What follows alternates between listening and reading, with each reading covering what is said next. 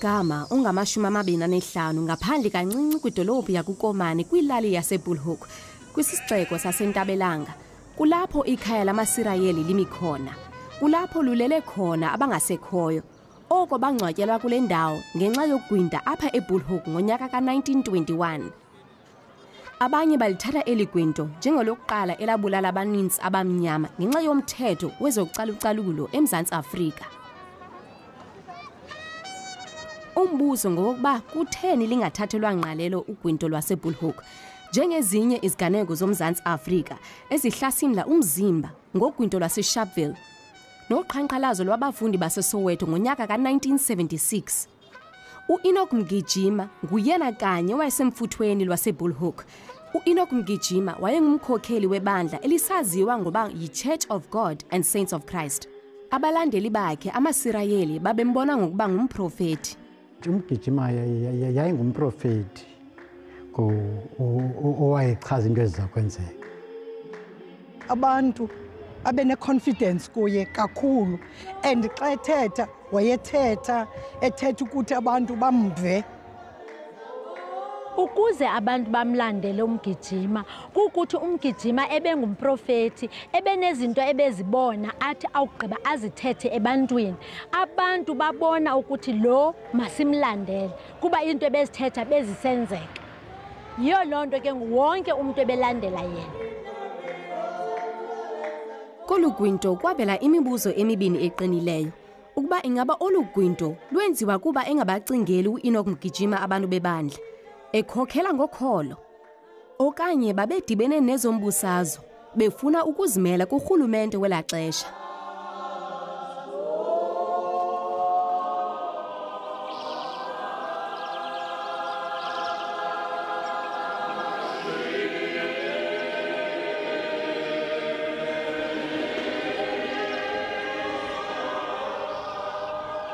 Ezona mpembelelo zika Enoch Mgijima kukuba nombono wokuba amaSirayeli alinde entabelanga belinde ukuphela kwelizwe nokufika kwenkosi bengaqondanga ukuba balinde ukufa kwabo kwabanye abantu uEnoch Mgijima wayenenxaxheba ekubulaweni kwamaSirayeli abanye bamthatha ngokuba aba bantu bazenza idini ngexesha lenkcinezelo kuba ukufa kwabo kubanika ithemba Intabelanga le ilali inesiqithana sayo ekuthiwa yintabelanga apho uMgijima wazalelwa khona nalapho yakhula khona inkonzo le nkonzo bendithe it's the Church of God and Saints of Christ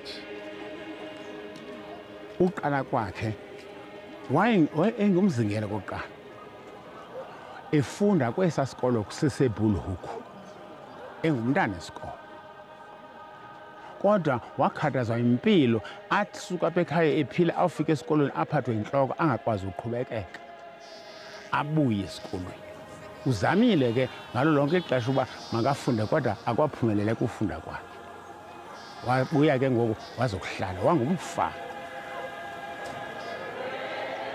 uMgijima bebengumalusi njengoba iibrothers zakhe zazingabantu ababefundile zona zisesikolweni egada inkomo zakokwabo neegusha neebhokhwe ke ngenxa yelantoza nxa esolusa afikele yimibono baze bathi abantu lo mfana kwenzeka ntoni kuye abe enalo mibono emane babalisela izinto ezakwenzeka athi kuzawunetha imvula athi kuzawufika imbalela ifike yenzeke bamqaphela ke ngolo hlobo uba umuntu onemibono wazoba nemibono yoba uThixo umthumile phakathi kwendlu emnyama kulapho ke ngokuba bemqaphela khona babekhonza ewisile kokwabo wathi uThixo ndiyalezile uba mandiqokelele igusha zakhe emqolombeni kuba kuze isiphango esikhulu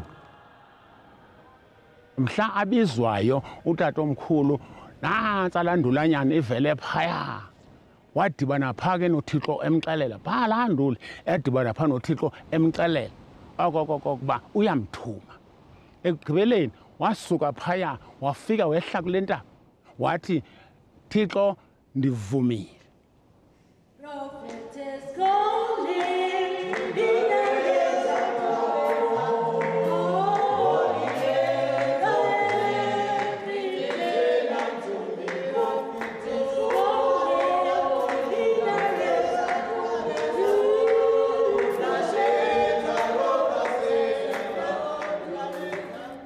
Kwathatha iminyaka emithathu kuba uEnoch amkele ubizo lwakhe.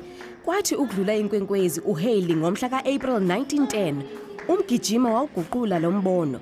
Nanjengoko wayelinde ixesha elide lengxelo lobizo lwakhe, wabaguqulela kwinkolo yeTestament endala. Kwakungelo xesha wabala ilizwi labantu ngenkolo yakhe, ebazisa ngokutsha ngenkolo yakudala yamaSirayeli kumhlaba wama-Afrika. So abantu bebenenkolelo engaphaya kuye. That's why noba uthetha ntoni wayemanyelwa. Ndingenza nje umzekelo kwinkolo yabo amaSirayeli.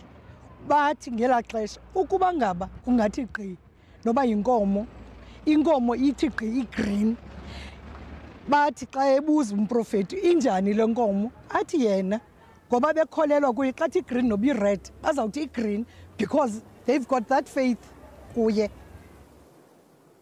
Well, there are many religious movements in the world that follow prophet leaders. I suppose we could say Christianity and Islam are two such religions. And so in the case of Mgijima, he was a prophet who came from that area. He had been preaching for probably 15 years before the Bullhoek Massacre. And so his followers were extremely devoted to him because they had enormous confidence in what he was saying and what he was predicting. To see Mgijima being powerful and his people following him and didn't want to go to places where they originate lies in the fact that if you read the Bible, it says, believe in his prophecies, believe in his prophets, you will prosper.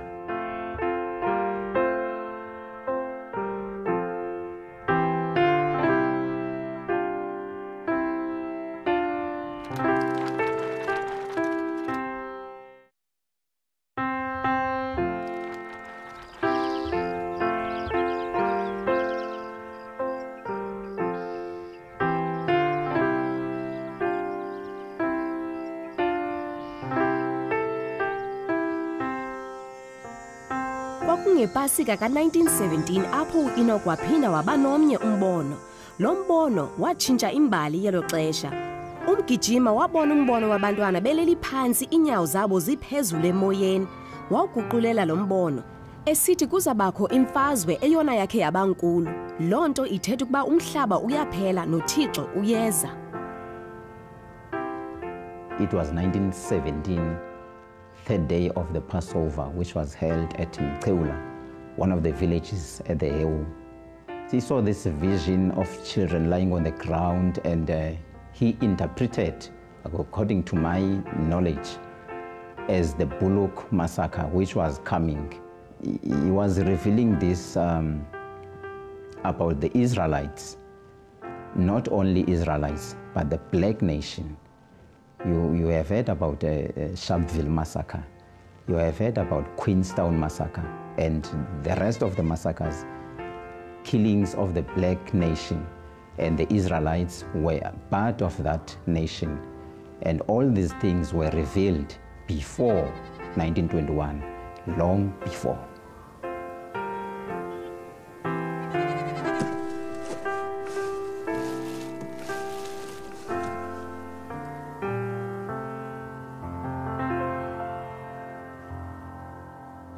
Uthe umgijima nxa emile phakathi kwabantu inkonzo igcwele. Wathi Juda, Frayime, Joseph nezizwalane wathi bavile. Basabela abantu babuya kulo lonke ilizwe. Juda, Efrayime, Joseph nezizalwana bonke bevile.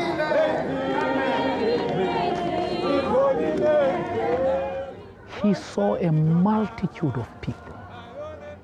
And most of those people were not known to him. And therefore he was given this to call those people to converge to Ntabelanga, which we call it a sublime call. The Israelites settled at Ntabelanga as a result of the prophecy of their prophet Enoch Mgijima. Sometime, and we're not exactly sure when, it could have been in 1919 or early 1920, he made a statement in which he called upon, in essence, all the nations of the world, but all the followers of the Israelites to gather together at Ntabalanga and await the end of the world.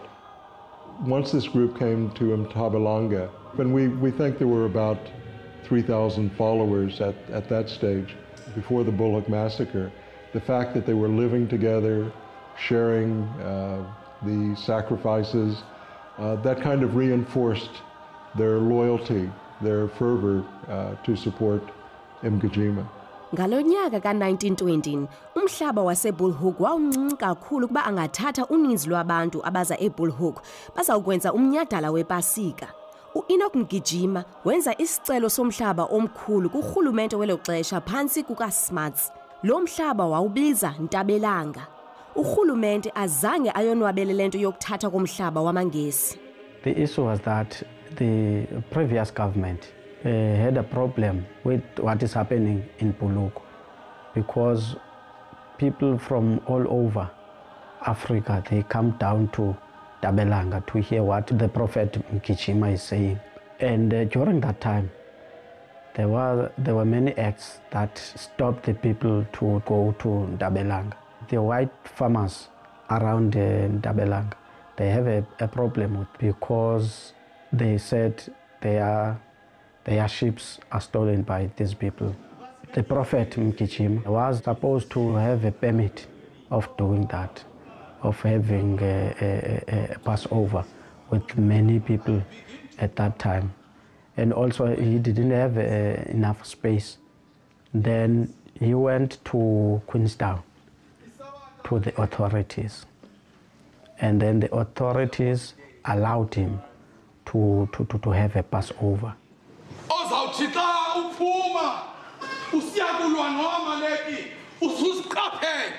There was something said by the authorities that after the Passover, they must go back to their places. The problem now was that after the Passover, all these people didn't go back to their homes where they come from. Kukuthi bebekhola ukuthi ngoku la ndawo ifana neJerusalem kubo, ifana nekhaya labo. Kodwa manje uxelele lento. Uhulumende welo xesha wamane ithumela abantu uba mabayothetha noMgijima, mabayothetha nabantu. Basuke eNtabelanga, ayondawo yokuhlala kwabantu. Negotiations between the government and the Israelites, they took place over a year and a half. So initially the government was using local officials, the local Native Affairs officials, the Queenstown magistrate to negotiate. And for them it was a straightforward legal issue. And the legal issue was that the Israelites were squatting on land that was not theirs. The plan of salvation has three important or fundamental elements. The first one is the land. A nation is not a nation without land. If the nation, especially a God-believing nation, does not have land, it will not be able to practice the statutes of God. That is the challenge that nation will face, as is the case to us today. The second one is plan, and the plan is nothing else but law. And the third one is the man. In every land, there will always be a leader. Those are the three fundamental elements of the plan of salvation. Their stay phaya ilando eNtabelanga iwathreatenishile, that is the white government. Because if you can look at history, you look at the Land Act of 1913, 13% of Ilando land was given to Africans.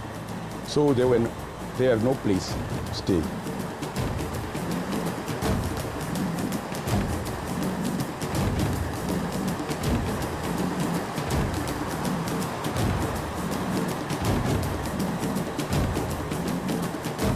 That time, The rights of the black people in this country were taken away one by one. And therefore the stage was set for a sublime intervention.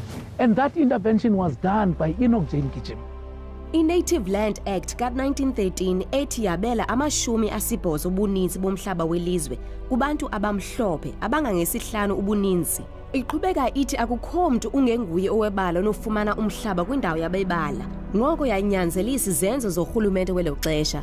Kananjalo isebenza njengamaqalela engcinizelo eyathi yalandela kumakhulu amathathu eminyaka. The Native Land Act of 1913 came during the time when Gichema was collecting or preaching at Ndabelanga, and most authorities of that time didn't allow them to stay at that allotted place. Only the people who were given the opportunity to stay there were the people who were at their role. The Native Land Act came on that purpose to drive away these people who are not authorized to stay at Ndabelanga. They wanted them to go to the mines to be a source of cheap labor. Ugovernment wangelo xesha wayengafuni abantu baqhela uziphilela kuba wayebatyhalele izimine abantu. Baye ke umgijima enombono abantu mabaqhela ukuziphilela, baqhela ukuzenzela. Awukwazi uthi ubuyajonga naxa kunamhlanje uba ufundile, awuna trade, awungomi. Babekwazi nozakhela abantu ba-Australia babesokhe izindlu zabo, bezakhela izindlu zabo, bengaqashi bantu. When Ntabalanga was established by the Prophet Mgijima, it became a symbol for many Africans living in, not only in the region around Queenstown, but throughout the Eastern Cape, but in other parts of South Africa as well. And I think what it stood for was that it provided an alternative to white rule. They were self-sufficient, they created their own offices there, they had their own surveyors, they had builders. In other words, they were creating an alternative society. And perhaps most importantly, they told their followers they didn't have to pay taxes anymore to the state, and that was a very attractive thing. So the Israelite encampment at Ntabalanga represented an alternative to white rule.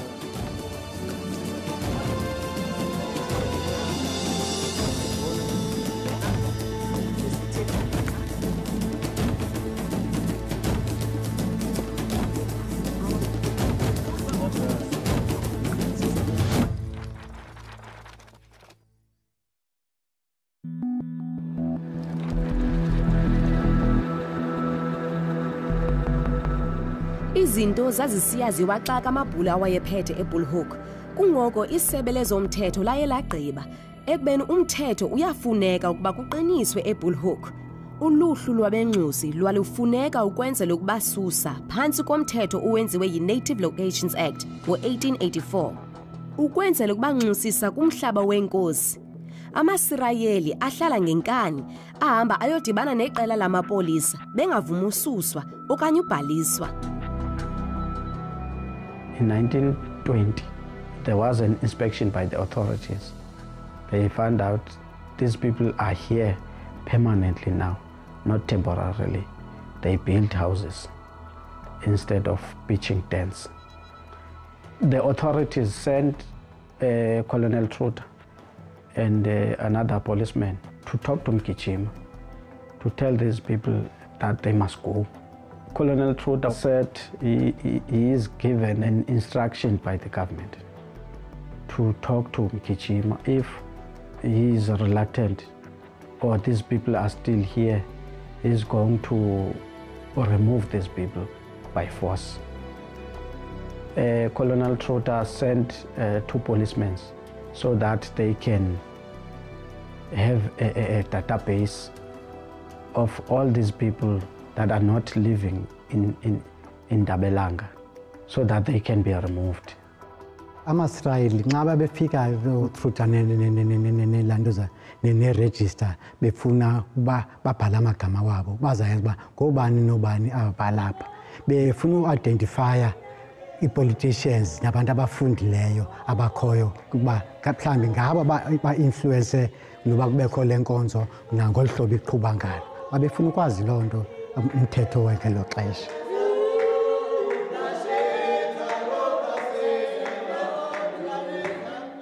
So the white population have seen this black sect sitting on the one place called Ndabelanga, and Gijima being their leader, trying to influence them. So the white population have seen it as Gijima was trying to overthrow the white population, or was trying to persuade these people not to move out if the whites come to chase them out. At a higher level, though, people felt aggrieved that this was their land and it was being taken away and the government was imposing itself on their land. I think the government opposed the Israelites probably the last 6 months before Bullhoek because they had become a symbol for opposition to the government. So in other words, they were concerned that the Israelites were an example that other Africans might follow in defying the government. It is actually a symbol and was taken as such a symbol of refuge. Because remember, 1921, or a few years earlier, the 1913 Land Act had taken away so much land from Africans or natives. And as such, even those like the father of Enoch, Mgijima, who were successful peasant farmers, all of a sudden found themselves not having anything. The larger issue, I think, is that the South African government was a fairly new one. The Union of South Africa had been created in 1910. The government had the power, but they really didn't have legitimacy in the eyes of most of the people of the country, most of the black people of South Africa. And so when it came to the confrontation with the Israelites, the government was very much concerned about how they appeared, how they looked when in negotiating with the Israelites. So in the white community, the government felt like they had to deal with the Israelites with a strong hand. Otherwise, they would be seen as weak and compromising and unwilling to deal with black people. In the black community, people were observing the Israelites, and they saw that the Israelites were defying the government. They saw that they were challenging the government, and the government was, to a certain degree, was backing down. So in the end, I think the government felt they had to confront the Israelites, lest the Israelites become a symbol of a group that could actually challenge the government and stay independent. Ngomhla ka-21 May 1921, emva kwengxabano namaSirayeli, inhloko yamapolisa uColonel T.G. Truter wabhala incwadi ebhalela u-Enoch Mgijima emnika isigqibo esinyanzelisiweyo. UTruter le leta ayibhala uMgijima uthi Mgijima sukani apha kule ndawo. Le ndawo yindawo kagovernment. Bathi uMgijima le ndawo sinikwe nguThixo. uThixo ulathe le ndawo. Yiloo nto sime apha. Asisoze siye ndawo. When the Israelites refused to back down, and when they refused to go along with government injunctions for them to leave the area, that's when it escalated to another level. To Enoch Mgijima and all associated with him and styling themselves Israelites at Ntabelanga, you are hereby notified that upon instruction of the government, I have come to Queenstown and will arrive at Ntabelanga on Monday the 23rd instant with adequate force. You are warned, however, that any resistance to lawful authority will be drastically dealt with.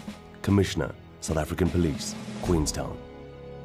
Bantu abo ababekumele lithetha ukuthi ababe namandla okuhlala besithi siyahlala apha eNtabelanga. Lilizwi likaThixo elithe masihlale apha eNtabelanga. Asizelanga mfazwe nakuchitha uburhulumente nakulwa nabantu abamhlophe abangqonga intabelanga thina sizowuthandaza. I understood that you, sir, were coming out with an adequate force, and if resisted, will drastically deal with. We are here praying to the God of our fathers. Therefore, we do not believe that Jehovah will allow it. I have been praying the government about this matter for a very long time, until now, and I'm still praying the government to allow the Israelites to pray to their God. You are informing us that you are coming out with an adequate force. Do you mean that you are coming to war against the God of Israel?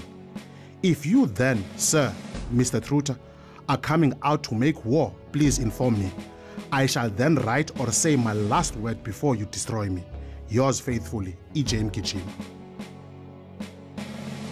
The people who believed in Enoch Mgijima believed that there would be justice served during the time of great calamity by following him literally and strictly. They believed that they had to defend their right, their land. And they believed that God would intervene as promised.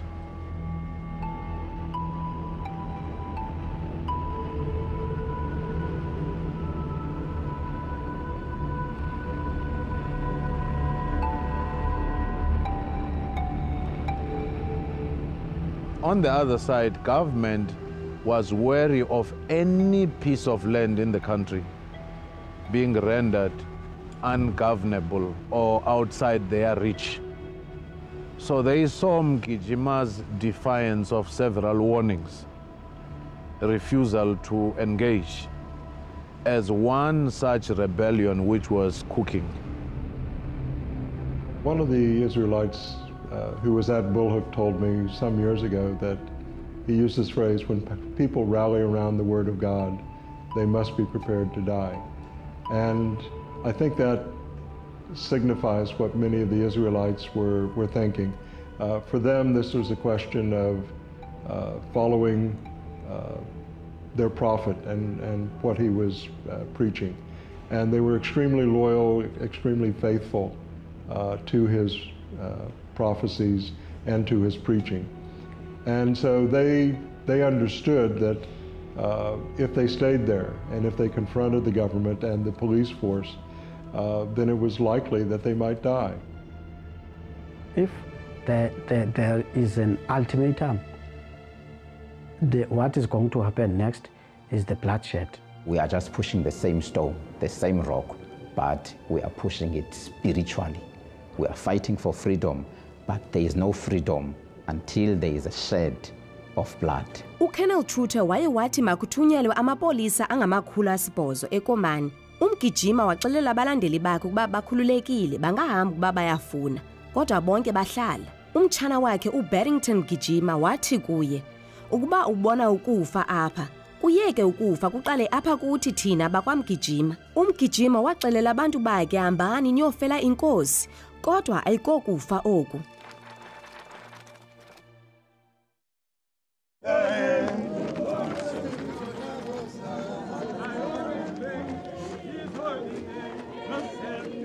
Ngensimbi yesithoba ngomhla ka-24 May 1921, amapolisa ayokulindela kumgama okufutshane phezu kwamawa avelele ilali leyo. On the 24th of May, it was General Smart's birthday and enye event enkulu kwezi zikhulu esithi thina maSrayeli. They were celebrating ezo events ngokubulala abantu abamnyama.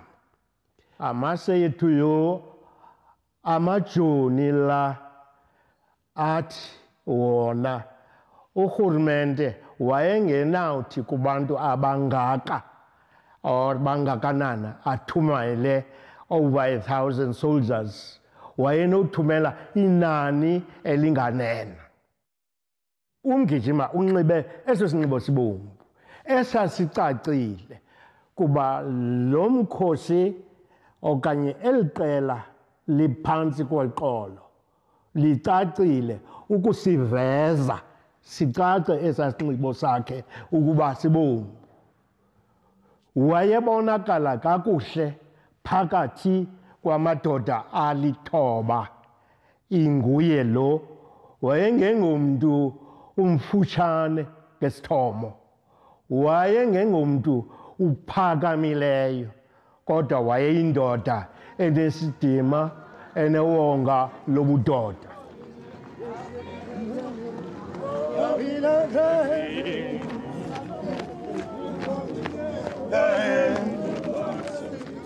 Amasirayeli agqibezela inkonzo yawo yakusasa, baphumela ngaphandle ukuyokwenza umfuziselo wabo wesiqhelo. Amapolisa acinga ukuba abukele umjuxuzo wemfazwe. Emva kwemini, amapolisa amathathu azame ukuthethisana namasirayeli amathathu, kodwa zange bavane. Ngokuhlwa amapolisa acela amasirayeli ukuba anikezele. Akwenzeka nto. The government, when they looked at the Israelites from a distance, they saw the Israelites marching, drilling. And the Israelites do have a series of marches that they do during their religious observances. They also wear swords and scabbards attached to their tunics. And so when the government looked at the Israelites, they thought they were a group that was organizing a rebellion, an armed rebellion against the government. And so that was one reason why the government believed that they were dealing with an insurrection, not just a religious movement. It's not a war dance. The way Tina is described Angayo, it's we are marching.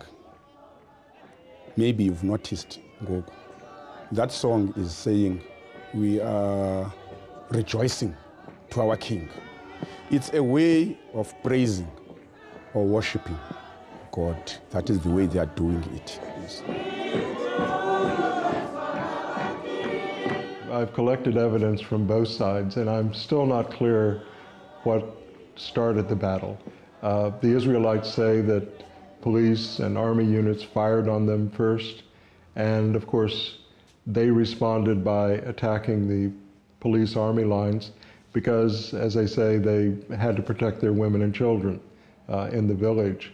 The police say the Israelites charged first, and they claim that some shots were fired, but when the police went into the Israelite village, all they could find was an old rifle. My suspicion is that a policeman or an army soldier fired off a weapon, and that started both sides with the ultimate battle.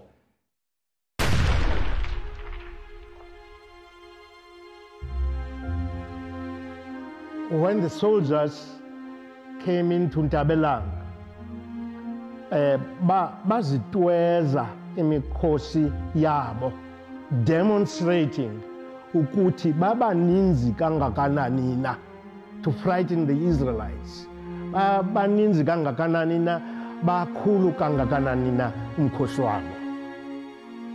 It was the first time that South Africans to experience or to see the big arm of that nature. The Israelites, of course, charged, and the police fired back, and the battle itself took only 20 minutes. Utatomkhulu wethu uPhilip Mhlabane wayengumfundisi.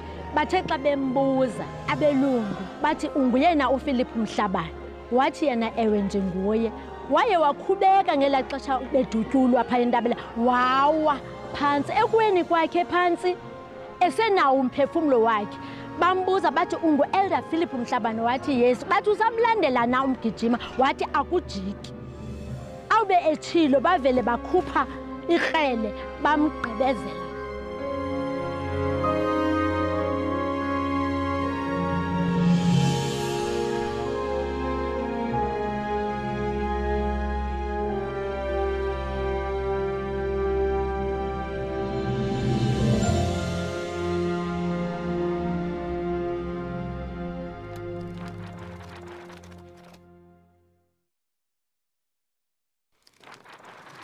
Kwimizuzu engama-20 emva kwesithonga sokuqala imfazwe yaphela. Abantu abayi-183 bonke bengamasirayeli asala efile. Kumakhulu asibhozo samapolisa kwenzakala laba linye, kwafa nehashi elinye. Ngoba busuku amaSirayeli asindileyo agrumba amangcwaba. Yabathatha insuku ezine ukungcwaba aba baswelekileyo kumangcwaba amathathu amakhulu. We are those remnants of those people who were the result of the massacre. Actually, Ntabelanga is our spiritual home, and Queenstown seems to be the headquarters.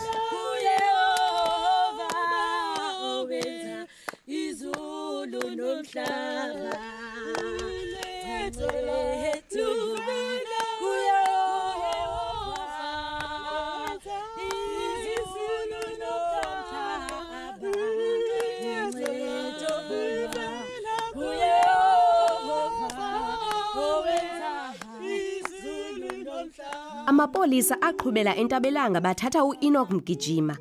uEnoch nomntakwabo uCharles Mgijima babekwiqela lamaSirayeli ayebanjiwe egciniwe kwizisele zaseKomani.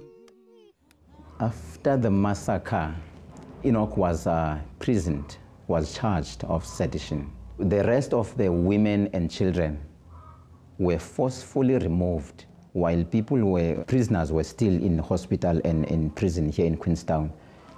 The police went to Ntabelanga to destroy all the houses that were built unauthorized. All the people who were at Ntabelanga under Mgijima were forcefully removed and were taken here to Queenstown, and people were just tipped there like heaped rubbish.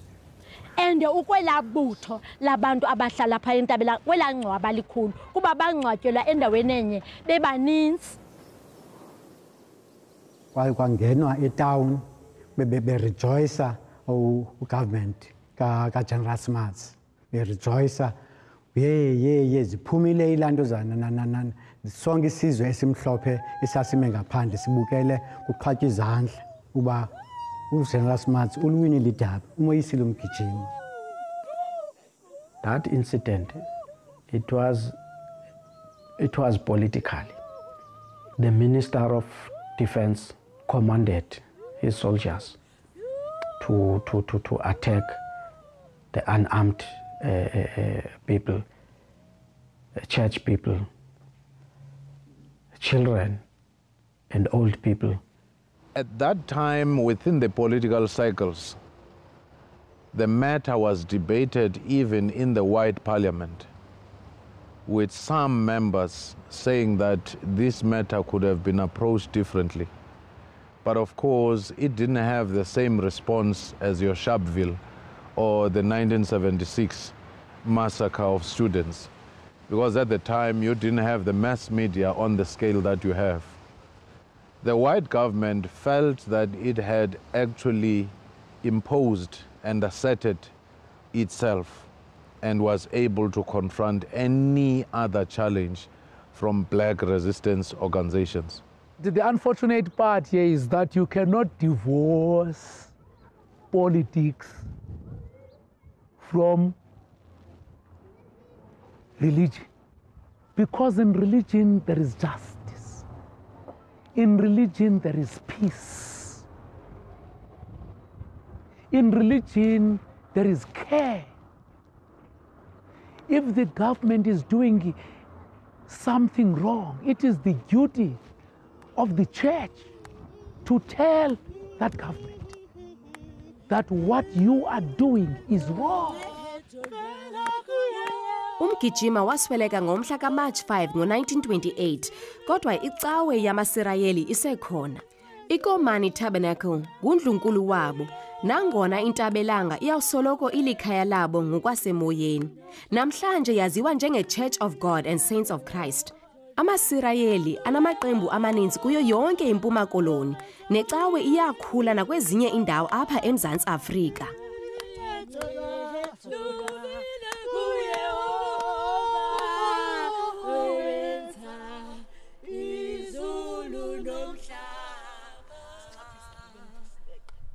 Mgijima was a prophet. It was therefore his duty to make sure that there is peace in the land, that there is justice for everybody? Well, I think he was a very committed religious figure whose message did have political overtones. You know, I'm very cautious about using this word fanatic to describe anyone. And so you could say that he was extremely committed, he was devoted, he was passionate, and certainly he was militant about what he was saying. He was not prepared to back down, especially to the government. So in this particular case, this Mgijima and his followers were, as we have said, prepared to die for their beliefs. So I think that involves a lot of things. And a lot of people have taken the Israelites to have a political message. I don't think they intended for their group to become a political movement, but the very fact that they challenged the government and, of course, made enormous sacrifices, I think that signified a major statement, not only for them, but for people around the country. Ndingathi ba passionate. The reason why, it's because of the blood that was shed in Bullhoek in 1921.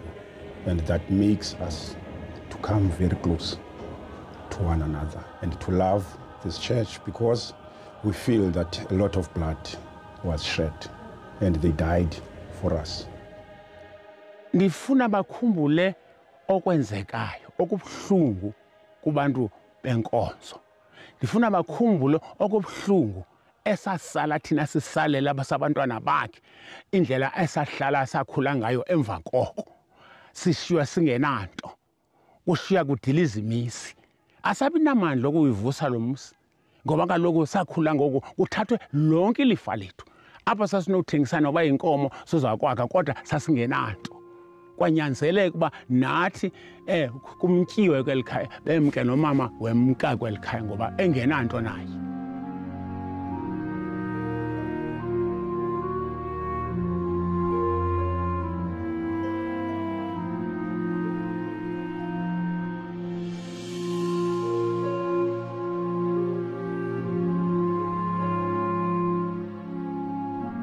Isasikhathaza ke kuba akho closure esayifumanayo kurhulumente wangaphambili, akakezi ukuthi enze nembuyekezo ukuthi ngabazali bethu.